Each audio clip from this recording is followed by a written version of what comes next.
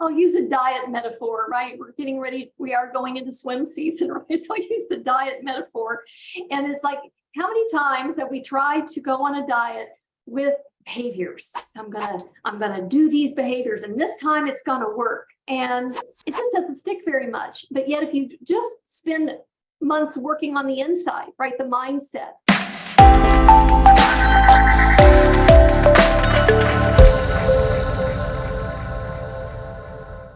I want us to talk for a moment around these roles, the roles that exist within the coaching situation. It's all about people, yes, developing people. So we have a coach, it could be internal, external. We have a coachee, and then we have an organization, stakeholders, HR, the person's boss, something else. Talk to me, Teresa, in terms of what are the roles of these different, responsibilities, functions of these different roles here to make sure that coaching is successful? Well, that is a really critical point too, because without getting role clarity amongst all those people in the very beginning, coaching can go south pretty quick, right? Because coaching needs to be a true relationship between the coach and the client. There needs to be a significant level of confidentiality to create a safe and fertile place, a productive place to make the change happen. So one of the things that I think is important is that if we look, I'll just kind of walk through the roles, right? So the role for the client is really the client does the work. And we want the client from the beginning to recognize that this is not a consulting, mentoring, or training, which they might already be used to. Many people that haven't had coaching before, they have expectations. And so part of the coach's role in the beginning is to get real clarity on what is the client's responsibility here, because change, isn't very effective from the outside. And so when the client starts to own and have full accountability for that, knowing that they are responsible for what they're working on, doing the work in between sessions, coming prepared to the sessions, then that gets everything off to a strong footing. The coach's role is really about being an expert in the coaching toolkit, right? This toolkit is defined by the International Coaching Federation. We have very specific competencies that we follow. And so my expertise is in those things, which means I don't have to be an expert in your industry, your job, your role, your level. I am an expert in those tools, and those tools can be applied across all those things. And so the person then begins to understand that my job is to kind of ask some hard and challenging, yet supportive questions, to make observations about maybe some things I'm noticing, like those blind spots we talked about earlier. And to providing the client with that safe space to really start exploring. So there's some challenge and support that come together as part of what I'm creating in that space, my job to create that fertile space. The stakeholders all have different roles too. Sometimes the leader that I'm coaching, their leader might want to be involved in goal setting. That can be very appropriate. So we might have like a little triad where the three of us will meet, and we'll talk about what are the goals that are both valuable to the person being coached, the executive leader, and their leader, or maybe another stakeholder like HR stepping in for that role as well. Could be any of those things. And so there we're all clear up front about what we're working on. And then sometimes there are other stakeholders. Those might be customers. They might be direct reports. They might be peers. And we often engage them through a 360 or interview, some way to kind of gather their input on what they need to see from this person in terms of change. And so that can be an important part of data gathering. We also want to make sure that the other stakeholders, especially whether it's leadership development, HR, or the leader's leader, about what that confidentiality really means. There aren't going to be detailed reports about what we worked on from the coach. If you need those, the best person to get that from is the person being coached, so that that safe and confidential space is maintained. And so that setting that expectation up front is helpful. And then finally, I'll say that if there is a lot of engagement from the leader's leader, for them to provide feedback along the way as well. What are they seeing that's working? What are they noticing that's different? Where do they see, if there's something they've seen that they aren't giving feedback on that probably should be, right? That there's a behavior issue or challenge.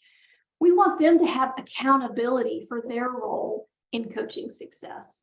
And sharing that is also important. As you're going through all of this, I'm curious for all of the listeners here, I wonder what roles people have who are listening. Mhm.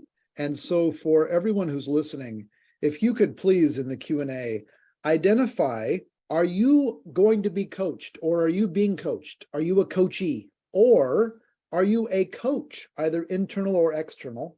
Or are you a stakeholder in the organization who might bring in a coach or have oversight to help support that process? As you're hearing this, and frankly, you might be multiple. Great.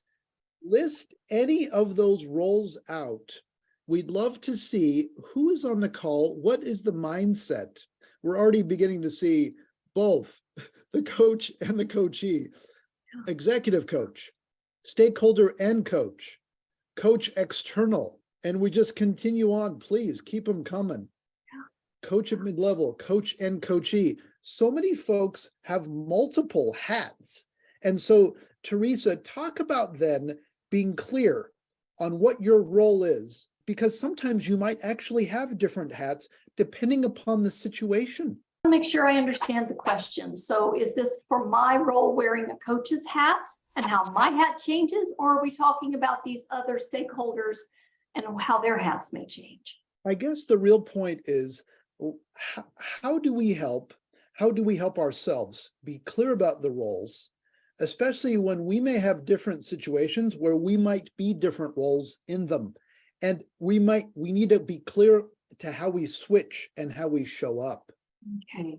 So if I am, for example, one interesting switch I'll talk about, and I don't know if this applies to anyone, for the internal coaches, they're expected to wear multiple hats, and they are sometimes in the hat of mentor, trainer, facilitator, intervention, that may be their roles. And then all of a sudden they're expected to change onto a coaching hat, set those roles aside and create a confidential, productive environment for coaching to occur.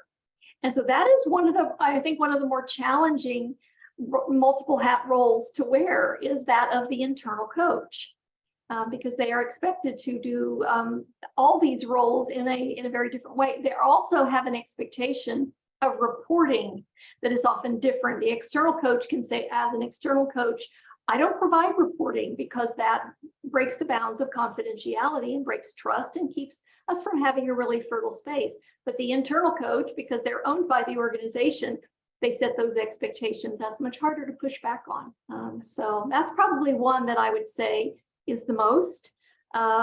Maybe one of the others that can have a really big impact is the role of the leader, of the person being coached, because they're also wearing multiple hats, right? They have their responsibility for outcomes hat, their responsibility for performance hat, while also being in that supportive place of allowing coaching to unfold, take the time it needs to for behavior changes to occur, providing good feedback along the way that I've already mentioned.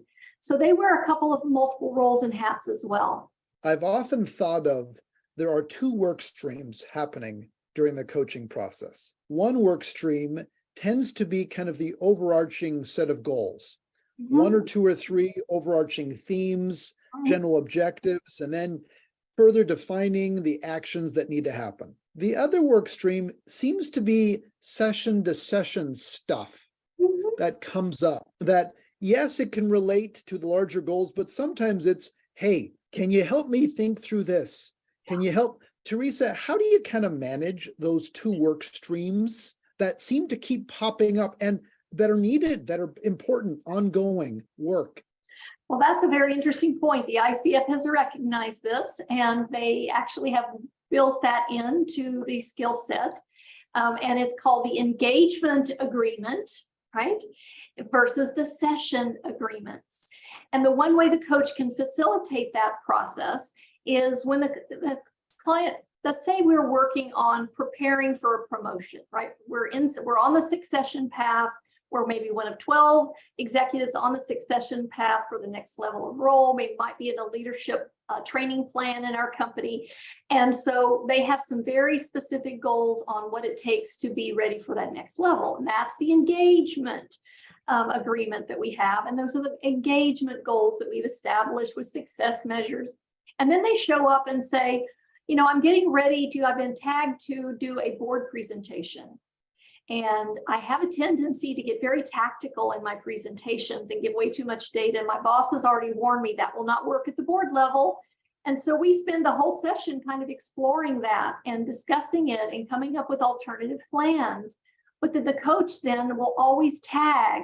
So what will this do to forward you towards the engagement goal that we have about preparing for promotion? How will this prepare you for that next big step? And that, and that really makes it important, right? That raises the importance of this, what seemingly feels like a rabbit trail for today. We really make that tie and then always kind of put those back together. Oh, this is cool. Okay, so I'm gonna keep asking lots of questions, but everybody who's listening, please, at this point, type in questions that you may have around specific coaching engagements, confidentiality. We're not diving into, no, but in terms of process, in terms of what can be done to access and ensure coaching success, please keep the questions coming and we'll be able to then reference that. And something you were saying, Teresa, I often will think of the metaphor of jazz. Jazz is so often spontaneous. And I often will think of a coaching conversation as it is a bit of like jazz, because as a coach, you need to have enough understanding of the basics and the process, but you need to be able to be flexible in the moment of where you're going to go while still having a general idea of the overall rhythm. And how do we connect this? How do you see that playing out in terms of benefiting and creating a great coaching experience? Yeah. And even there, you were beginning to go through so many different topics that could be addressed in coaching. Run through a few more. What have been some of topics that have come out that you've been engaged with coaching clients on? What sorts of things are the focus areas? One big one, I said I do a lot of work with, preparations for promotion and assimilation, or barriers to promotion, right? We get that sometimes too. But one of the things that comes up time and time again is that I call it the what got you here won't get you there model, which is I'm an excellent tactician. I know how to execute on a plan. I know how to lead teams to execute on a plan. I can be incredibly tactical and I can get the job done. And then I'm migrating or have migrated into a job that requires me to think and be strategic. I don't even know how to run a calendar that isn't packed. If my calendar is packed, if my email is packed, there is no time to be strategic. There is no brain space to be strategic, right?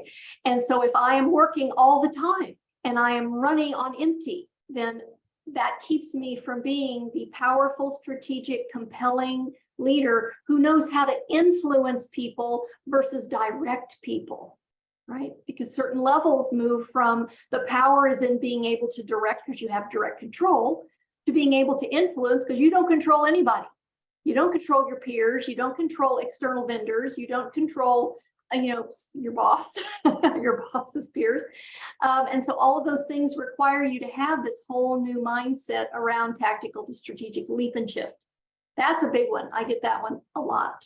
And they're and if you think about, for example, a CFO role, there are tactical CFOs and there are strategic CFOs. And those are both very different roles. And sometimes one has to move into the other in order to grow their career.